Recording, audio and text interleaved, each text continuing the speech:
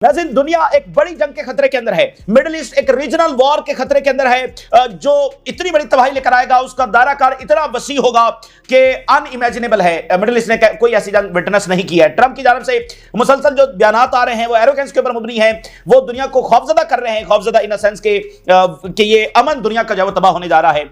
तो दुनिया में हलचल है, हंगामा की सूरत हाल है, आखिरी घड़ियां हैं कि हम पॉइंट ऑफ नो रिटर्न की तरफ जब जा सकते हैं। और ईरान में भरपूर तैयारियां चल रही है। एक तरफ ईरान जो है एक और रूप के साथ इस वक्त सामने आया है और उसने नई वेव्स लॉन्च कर दी हैं जिसमें नए जनरेशन के वो मिसाइल इस्तेमाल किए गए हैं जो पहली बार उन्होंने इस्तेमाल किए हैं। और बड़ी तबाही तल अवीव, हाइफा, इधर उधर हर जगह पर उनका इंफ्रास्ट्रक्चर जो तेजी के साथ तबाह हो रहा है और कैजुअलिटीज सैकड़ों के अंदर है।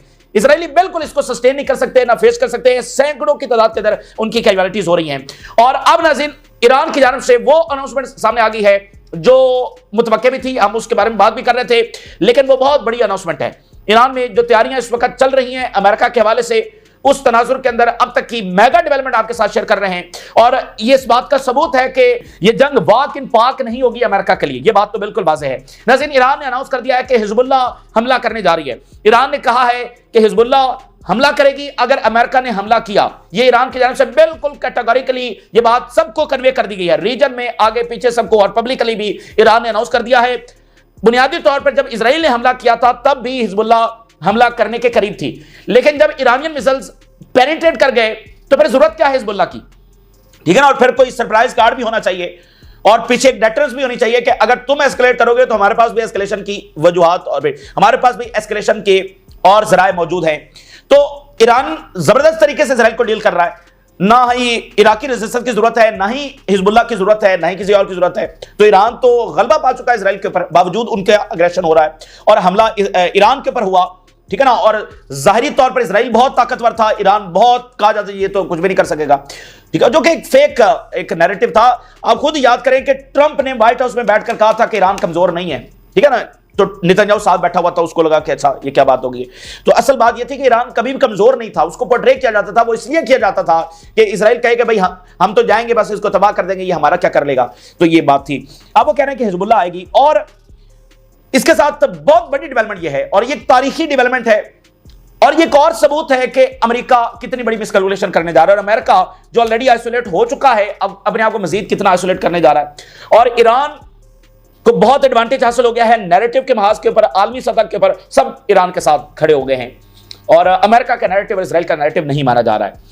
नाज़रीन, मैक्रोन की जानब से अब तक की सबसे बड़ी मज़ाहमत, अब तक की सबसे बड़ी रिजेक्शन जो है वो सामने आ गई है।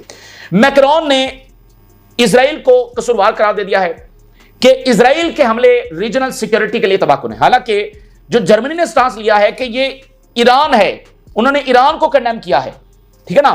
तो वेस्ट से इस तरह का रिएक्शन आना और यूरोप का लीडर फ्रांस है, तो इस तरह का रिएक्शन सामने आना ये बड़ा गैर मामूली है। मैक्रोन ने खुलकर कहा है कि इजराइल फिल फॉर ईरान के ऊपर अपने हमले रोके। ये इजराइल की जो मुसल्लत करदा जंग है ये रीजनल वॉर की तरफ लेकर जा रही है और रीजनल वॉर का मतलब क्या होगा, यूरोप की सिक्योरिटी उससे मुतासर होगी, यहां से रेफ्यूजीज का तूफान आएगा। देखें, जरूरी जब जंग छिड़ती है तो हम फौरी तौर पर नहीं देखते, जंग जब छिड़ती है फौरी तौर पर कितने लोग होते हैं जो ट्रैवल कर जाते हैं। देखें, बहुत सारे ऐसे यूरोपियन नेशनल होंगे या उनके पास वीजाज होंगे, अगर नेशनल नहीं भी तो है तो वो मिडिल ईस्ट के अंदर रहते हैं, उनके पास यूरोप जाने के टूल्स भी हैं, वीजाज भी हैं, तो कितने लोग ट्रैवल करेंगे। उसके अलावा इलीगली कितने लोग जो है ट्रैवल करेंगे, यानी रेफ्यूजीज का एक तूफान है जो यूरोप जाएगा, जिसको यूरोप अफोर्ड नहीं कर सकता। और हम ऑलरेडी डिस्कस कर रहे थे कि फार राइट पार्टीज वहां पर इमर्ज कर रही हैं और जितना इकोनॉमी डिस्ट्रॉय होगी, जितने रेफ्यूजीज ज्यादा आएंगे, फार राइट पार्टीज और ऊपर जाएंगी।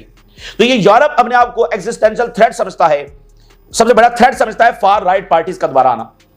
तो वो रेफ्यूजीज इधर से जाएंगे, उनका एक सैलाब होगा, फिर इकोनॉमी मुतासर होगी, मिडिल ईस्ट मुतासर तो इकोनॉमी मुतासर, और अफ्रीका के अंदर ऑलरेडी जंगे हैं।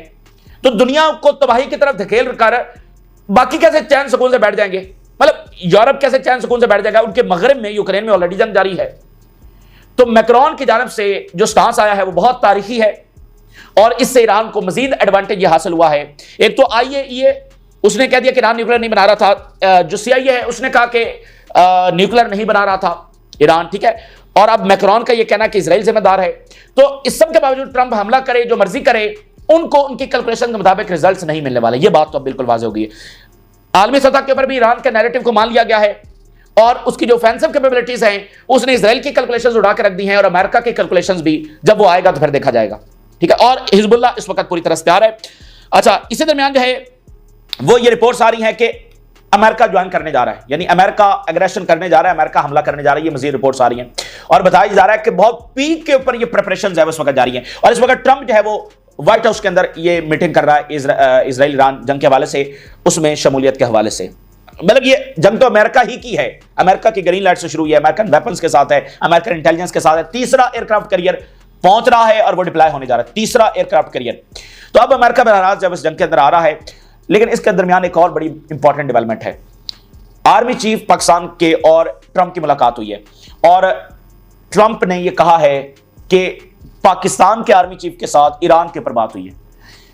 यह बहुत ही खतरनाक है और पाकिस्तान के लोगों के लिए भी अब यह मुश्किल इम्तिहान है, ठीक है ना। पाकिस्तान के लोग देखिए, अफगानिस्तान की जंग में गया पाकिस्तान 79 के अंदर, आज तक पाकिस्तान उस असर से नहीं निकला है, उस तबाही से, उस गलत फैसले से आज तक पाकिस्तान नहीं निकला है। उसी फैसले का नतीजा 2001 की जंग हुई अफगानिस्तान की, तो पाकिस्तान की इकॉनमी, पाकिस्तान की सिक्योरिटी, ये सब जो है वो मुतासर हुए इन दो जंगों से। तो अब ट्रंप कह रहा है कि ईरान के ऊपर बात हुई है, तो क्या ईरान के ऊपर क्या बात हुई पाकिस्तान के आर्मी चीफ से?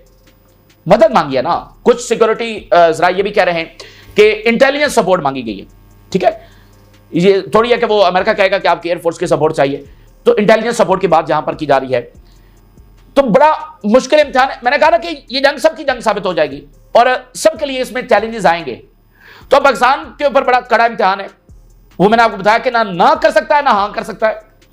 भाई हां करेगा तो वो इस रीजन में आइसोलेट हो जाएगा। इस वक्त पाकिस्तान आइसोलेट नहीं है, वो रीजन के अंदर आइसोलेट हो जाएगा कि उसने एक साम्राज्यी ताकत का साथ दिया ईरान के खिलाफ, उसको कोई पसंद नहीं करेगा और चाइना उससे नाराज हो जाएगा। चीन की मदद इस वक्त जो पाकिस्तान को हासिल है, चीन पाकिस्तान से नाराज हो जाएगा और पाकिस्तान अपने आप को इस खित्ते के अंदर आइसोलेट करेगा और अपनी सिक्योरिटी भी, क्योंकि ईरान से भी तो फिर जवाब आएगा, अपनी सिक्योरिटी भी इस वक्त जब वो करेगा। अगर ना करता है तो फिर अमेरिका क्या इकदाम पाकिस्तान के खिलाफ उठाएगा? डेफिनेटली कुछ ना कुछ तो वो करने की कोशिश करेगा। तो इसलिए एक मजबूत लीडरशिप और विजडम वाला फैसला वही इस क्राइसिस से पाकिस्तान को निकाल सकता है और ये क्राइसिस बढ़ेगा। ईरान की जंग आगे बढ़ रही है तो इस पूरे रीजन के लिए क्राइसिस बढ़ेगा, क्योंकि अमेरिका ये नारा लगा चुका है, असल जंग उसकी चीन के खिलाफ है और वो नारा लगा चुका है, either you are with us or against अस। खुलकर उसने नहीं लगाया, ये जंग यही नारा है कि जो हमारे साथ नहीं उसके ऊपर हम जंग छेड़ेंगे। ये बिल्कुल वही हो रहा है, क्योंकि ईरान की इंक्लेशन जब वो चाइना के साथ, अभी ईरान के प्रेसिडेंट चाइना का दौरा करने जा रहे थे, तो पाकिस्तान के आर्मी चीफ के साथ बात हो रहा। आप जरा एक और बात जरा देखिए, आपने कभी सुना है बर्तानिया के आर्मी चीफ की ट्रंप के साथ मुलाकात, फ्रांस के आर्मी चीफ की, जर्मनी के आर्मी चीफ की ट्रंप के साथ, इवन इजरायली आर्मी चीफ के ट्रंप के साथ मुलाकात?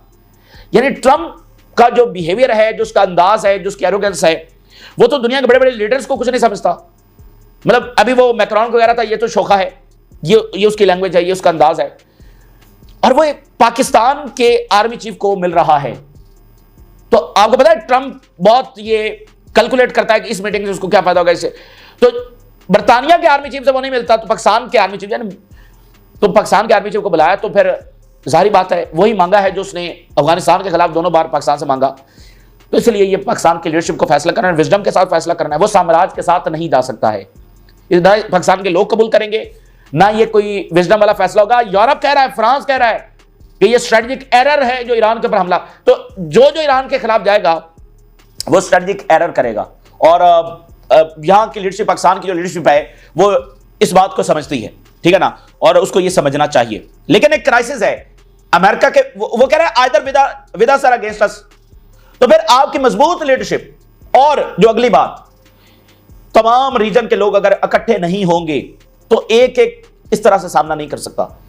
एक यूनिफिकेशन, अपनी वैल्यूज के साथ खड़ा होना, अपनी लैंड के साथ खड़ा होना, यही चीज है जो इस रीजन को इस इतने बड़े क्राइसिस से बचाएगी, जिसका खदशा हम पिछले 20 महीनों से ज़ाहिर कर रहे थे और इस जंग के जरिए सब के ऊपर वो वाज़ेह हो चुका है। लेकिन हम इस खतरे का जो घंटा है वो पिछले 20 महीनों से बजा रहे हैं और बहुत सारी बाकी लोग भी इसके ऊपर बात कर रहे हैं। तो ये इस रीजन के लोग इतनी बड़ी मुश्किल में हैं, इतने बड़े क्राइसिस के अंदर हैं, यहां के लोगों का अमन इतना बड़ा ऑन स्टेक है कि उनकी लीडरशिप को अंदाजा होना चाहिए कि ये कितना बड़ा तूफान है जो यहां पर टकरा गया है। तो इससे निकलने का एक ही रास्ता है, मजबूत लीडरशिप, विजडम के फैसले और सबका हाथ के अंदर हाथ मिला लेना, रीजन की तमाम अकवाम का हाथ के अंदर हाथ मिला लेना। इसके सिवा इस रीजन के पास कोई रास्ता नहीं है। अगर कोई एक मुल्क सोचेगा कि वो हां कर देगा या ना कर देगा, कोई मुल्क इस तरह से उसका आगे चलना बड़ा मुश्किल हो जाएगा। और चीन को आगे आना होगा, इससे भी ज्यादा आगे आना होगा, क्योंकि अब इन मुल्कों के ऊपर ये जो सारी जंगें लॉन्च की जा रही हैं वो इसलिए कि वो चीन के साथ खड़े हुए हैं। वो चीन के जाकर उन्होंने इकोनॉमिक और बाकी इत्तेहाद है वो आगे बढ़ाया है। तो एक तरह से ये मुसीबत जो आई है उसमें यानी कि चीन का राइज, यानी चीन का तो कोई कसूर नहीं है, लेकिन वो चीन को तबाह करने के लिए आए हैं, लेकिन उससे पहले चीन के जो तमाम इत्तेहादी हैं उनको तबाह करना चाहते हैं।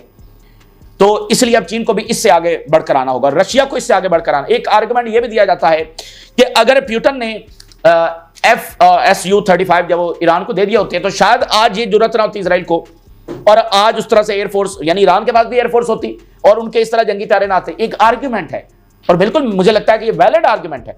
डेफिनेटली हम स्ट्रेटेजिक अंदाज में मुख्तलिफ बातें कर सकते हैं कि इस तरह पॉसिबल नहीं होता, इतना बड़े एसेट्स देना, और फिर बहुत सारी दीगर इश्यूज होते हैं, लेकिन बहरहाल जो है ना बोल्ड फैसले करने हैं, और रशिया ने किए हैं और चाइना ने किए हैं। लेकिन इन मुल्कों के ऊपर मुसीबत आ चुकी है, क्राइसिस हिट कर गया है, एक साम्राज्य उनके ऊपर हमलावर हो गया है। तो अब इन दोनों मुल्कों को, खास तौर पर रशिया और चाइना को, बहुत आगे आना होगा।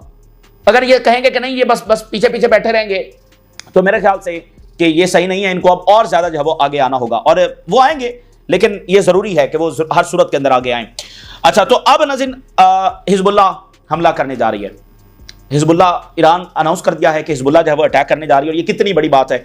और ये ईरान सबको कन्वे कर रहा है कि ये रीजनल वॉर होगी, और ये सबकी सिक्योरिटी, इसमें ये नहीं है कि वो बस गजा के अंदर है और वो बस लीबिया के अंदर है, सब ठीक है ना, इसलिए सबकी दौड़ें लगी हुई हैं।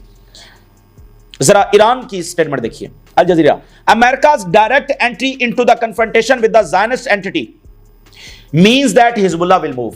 ईरान ने अलग ऐलान सबको बता दिया है, if America enters the war Hezbollah will enter with us. मैंने आपको बताया कि बुनियादी तौर पर यह था कि क्या हिजबुल्लाह भी ईरान ने जब जवाब देना था तो यह डिस्कशन थी कि एक बड़ा इफेक्टिव जवाब देना है जो आगे जाकर टकराए। तो क्या सिर्फ ईरान जवाब दे, या फिर हिजबुल्लाह, यमन, इराक, ये सारे मिलकर अटैक कर दें? तो फिर वहां पर यह कैलकुलेट किया गया कि नहीं, ईरान जवाब देगा, ठीक है ना। और उसकी एक और वजह भी थी। देखें, इस सारे अरसे में ईरान इसराइल से बराह रास्त तो नहीं लड़ा, रेजिस्टेंस बराह रास्त इसराइल से लड़ी है। तो ईरान को अब दिखाना था कि हम आपकी प्रोटेक्शन कर सकते हैं और हम कितनी ताकत रखते हैं।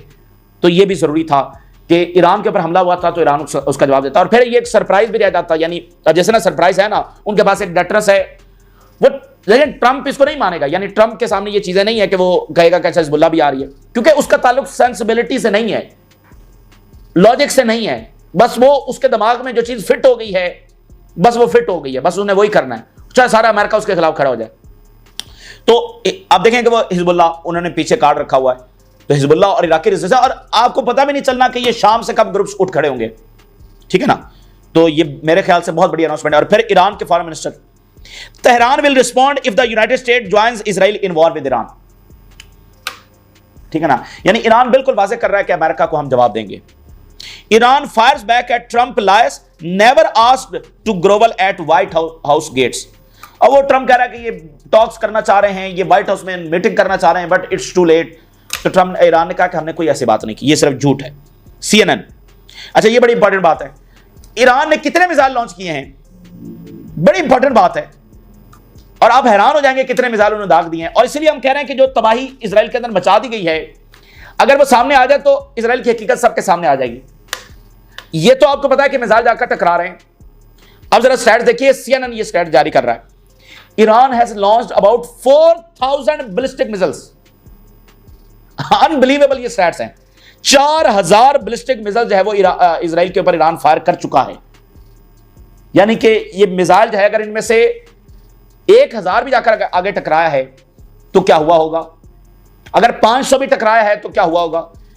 टोटल ब्लैकआउट है, और उनकी हाइफा का बंद हो जाना ये कोई मामूली वाकया है। सबसे बड़ा नुकसान उनका स्ट्रेटेजिक बेसिस के ऊपर हो रहा है, मिलिट्री साइट्स के ऊपर हो रहा है, जहां पर जारी बात है कि मीडिया तो नहीं है, वो आम एरिया में मीडिया को नहीं जाने देते, तो वहां पर थोड़ी जाने देंगे। तो ये बहुत बड़ी बात, 4000 बैलिस्टिक मिसाइल ईरान ने लॉन्च कर दिए, अनबिलीवेबल। अच्छा, तो अगली बात यह है कि मैक्रोन बहुत खुलकर सामने अगर मैंने आपको बता दिया है कि इसका एडवांटेज क्या होगा, कि यानी अमेरिका अगर इस जंग में जाने भी जा रहा है तो इंटरनेशनल कम्युनिटी या आलमी सतह के ऊपर उस नैरेटिव को नहीं माना गया, इसको इनलेजिटिमेट कहा जा रहा है, इसमें उनको बिल्कुल कोई लेजिटिमेसी हासिल नहीं है। तो आगे से ईरान की कैपेबिलिटीज अगर वो सस्टेन करते हैं तो इधर से नैरेटिव भी साथ नहीं है। तो ये जो गोल्स लेकर जा रहे हैं ना, जो इनकी कैलकुलेशंस है वो उसके मुताबिक नहीं मामला आएगा। इनकी कैलकुलेशन जो है वो सारी यहां पर खराब होने जा रही हैं, क्योंकि हम बार बार बात कर रहे हैं इराक का मामला कुछ और था, एक कंसेंसस था और जो बाकी थे वो खामोश थे, वो कुछ कर नहीं रहे थे। आज का मामला बिल्कुल मुख्तलिफ है। Macron, Israel operation threaten regional security, इसके बाद कोई चीज रह नहीं जाती, यानी फ्रांस इससे ज्यादा कोई बात कर नहीं सकता जो उसने कर दी है, क्योंकि सारा नैरेटिव यह है कि ईरान फसादी है। और आज फ्रांस कह रहा है कि रीजनल सिक्योरिटी को खतरा इजराइल से है, जो बात हमास कह रही है, जो बात यमन कह रहा है, रेजिस्टेंस कह रही है, ईरान चीख चीख कर कई सालों से कह रहा है। लेकिन वो कह रहे, अब देखें जर्मनी कह रहा है कि ईरान कसूरवार है, उसने इजराइल के हमलों को कंडेम नहीं किया, ईरान के हमलों को कंडेम किया है, और उसने कहा कि मजीद बॉम्बिंग ईरान पर होनी चाहिए। तो देखें ना, नैरेटिव तो यह है जिसको इजराइल परसू करता है। और मैक्रोन का यह बात करना कि इजरायली हमले रीजनल सिक्योरिटी के लिए खतरा है, यानी असल बात करना, कम से कम सच बात तो मैक्रोन ने की है, चलो यही काफी है, और यह बहुत बड़ी बात है। Israel strikes target unrelated to Iran nuclear and ballistic missile programs. उन्होंने कहा कि ये क्लेम करता है कि ये न्यूक्लियर को तबाह करने गया हुआ है, लेकिन इजराइल जो हमले कर रहा है उसका कोई लेना देना न्यूक्लियर से नहीं है, क्योंकि ये सिविलियंस के ऊपर हमले कर रहा है, टीवी के ऊपर हमला किया इसने, हॉस्पिटल्स के ऊपर हमला कर रहा है, civilian internal security, policing, government buildings, ताकि खाना जंगी हो जाए। अब देखें इनकी सफाकियत का आप अंदाजा लगाएं। The European role in the Iran nuclear file is to call on Israel to adopt diplomacy. ये फ्रांस से बड़ी बात सामने आ गई। यूरोप का लीडर फ्रांस है, उन्होंने कहा कि यूरोप का जो रोल है वो तीली लगाना नहीं होना चाहिए, बल्कि यूरोप इजराइल को पुश करे कि वो डिप्लोमेसी की तरफ आए, नॉट टू ईरान। और ये बात ईरान ने इतनी बार चीख चीख कर इनको बताई है कि हल तेहरान में नहीं है, हल तल अवीव में है। तल अवीव को प्रेशराइज जिस दिन किया जाएगा, यहां पर सारे मामला हल हो जाएंगे। आज फ्रांस वो बात कर रहा है। Our position to call for halt to operation by both side and return to negotiations, ये उन्होंने अपनी पोजीशन वाजे कर दिया। हालांकि जर्मनी की पोजीशन कुछ और है, और बर्तानिया उसने अपने फाइटर जेट्स भेजे और सोच रहा है कि वो अमेरिका के साथ मिलकर ईरान पर हमला करेगा या नहीं करेगा। लेकिन फ्रांस की पोजीशन बड़ी कैटेगोरिकली सामने आ चुकी है। G7 का मुल्क फ्रांस और दूसरा मुल्क जापान, उसने इजराइल को कंडेम किया। That's very important. अच्छा, तो ये एक बात हो गई। अच्छा, अब इससे आखिरी बात यह है कि अमेरिका क्या वो हमला करने जा रहा है, किस तरह की तैयारियां होनी, ऑन ग्राउंड जो है वो सूरत हाल क्या है, वो मैं आपके सामने रखता हूं। और ट्रंप की अभी कुछ नई स्टेटमेंट्स आई हैं, मतलब उसने दुनिया को एक हैजान के अंदर डाल दिया। ये बंदा ना बड़ा खतरनाक है दुनिया के लिए। और इसकी एक बात थी काफी पुरानी, और उससे रिपोर्टर पूछते हैं, ये काफी 20 साल 30 साल पुरानी बात है। उससे रिपोर्टर पूछती है कि आपका तरीकाकार क्या है काम करने। उस वक्त ये फ्लैट्स वगैरह बनाकर बेचता था। इसने कहा कि मैं क्राइसिस क्रिएट करता हूं, मैं क्योस क्रिएट करता हूं, और उसमें फिर अपनी मर्जी का मैं चीज जो वो हासिल कर लेता हूं। तो ये क्योस क्रिएट करना, ये क्राइसिस क्रिएट करना, ये इसको अपने लिए ये कहता है आर्ट ऑफ डील। तो ये आर्ट ऑफ डील कहता है, तो एक अपार्टमेंट बेचने में और दुनिया का निजाम चलाने में इसने वही फार्मूला इधर भी अप्लाई किया हुआ, इसलिए इसको कोई कामयाबी नहीं मिल रही, सिर्फ दुनिया तबाही की तरफ जा रही है, जंगों की तरफ जा रही है। अभी ये कह रहा है कि 1 घंटे में मीटिंग होने जा रही है हतमी हमले के हवाले से, और कह रहा है कि have not made a final decision yet, अभी तक फाइनल फैसला नहीं हुआ ईरान पर हमले का। ये लेकिन इसकी बातों को एतबार नहीं है, लेकिन मैं आपके सामने रख रहा हूं। और इसकी आप डिक्शनरी चेक करें, इजराइल डूइंग प्रीटी वेल। देखें, मैक्रोन कह रहा है कि सिविलियंस के ऊपर बॉम्बिंग कर रहा है, अमेरिका के अंदर से ये बात सामने आ रही है, रशिया ये बात कर रहा है, चाइना रीजन ये सारे बात कर रहे हैं। इसकी डिक्शनरी आप चेक करें, pretty well, Israel is doing pretty well, यानी एक इंसानियत का अलमिया, यहां की कौमों का जिंदगियां दांव के ऊपर लगी हैं, and Israel is doing pretty well. American को सोचना चाहिए कि वो किस बंदे को ले आए। Think Iran was few weeks away from having a nuclear weapon, कह रहा है कि देखो कितनी खतरनाक बात थी कि ईरान न्यूक्लियर बनाने जा रहा था, और अब हमने उसको रोक लिया, जिसको मतलब सीआई ने रिजेक्ट कर दिया, जिसको आईए के चीफ ने रिजेक्ट कर दिया, सारी दुनिया ने रिजेक्ट कर दिया, न्यूक्लियर का मामला है ही नहीं यहां पर। तो वही बयानिया। अच्छा, Trump discussed Iran with Pakistani army official, ये उसने बात की है, बस इतना ही। ईरान डिस्कस हुआ है, तो क्या मतलब ईरान क्या डिस्कस हुआ है पाकिस्तान के आर्मी चीफ के साथ? तो वही डिस्कस हुआ है जो अफगानिस्तान के हवाले से डिस्कस हुआ था कि रशिया के खिलाफ जो है वो अमेरिका की हेल्प करनी है।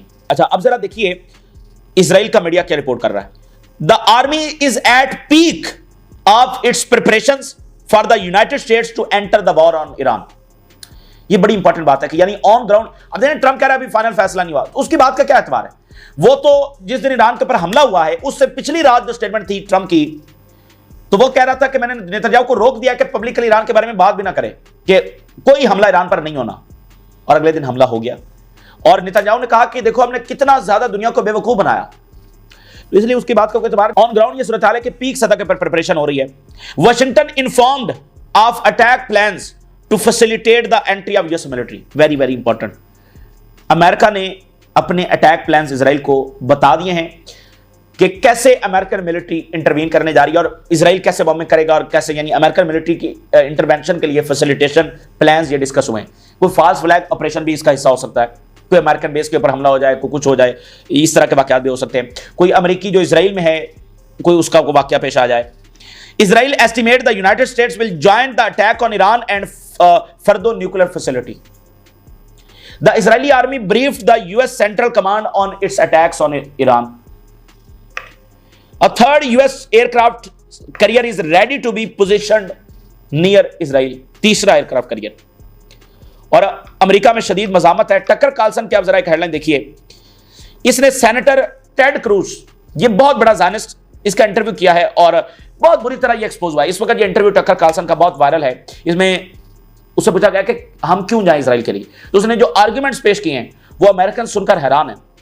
वो रिलीजियस आर्गुमेंट्स हैं और ऐसे अजीबोगरीब आर्गुमेंट। अब जरा देखिए, सेनेटर क्रूज ट्रायस एंड फेल्स। उसने कोशिश की एक्सप्लेन करने की, लेकिन वो फेल हो गया। To use the Bible to justify his support for Israel's bombing of Iran. ये कितना डेंजरस है? बाइबल से वो जस्टिफिकेशन ले रहा है कि इजराइल की सपोर्ट क्यों जरूरी है, और अगर ईरान के ऊपर हमला किया है तो ये बाइबल हमें कह रही है कि हमने इजराइल की सपोर्ट करनी। और टकर कार्लसन ने फिर उसको एक्सपोज किया इंटरव्यू में। ये बहुत अमेरिका में वायरल है। टकर कार्लसन लिख रहा है कि ही ट्राइज बट फेल्स। उसने कोशिश की कि वो कोई ऐसी लॉजिक हमें समझा सके, लेकिन Bernie Sander, Netanyahu is not the president of the United States. ये इस वक्त अमेरिका के अंदर सेंटिमेंट है, लेकिन ट्रंप मैड किंग। तो बहरहाल ये इस वक्त की सूरत हाल है। आपने राज लगा करेंगे। जी, अल्लाह हाफिज।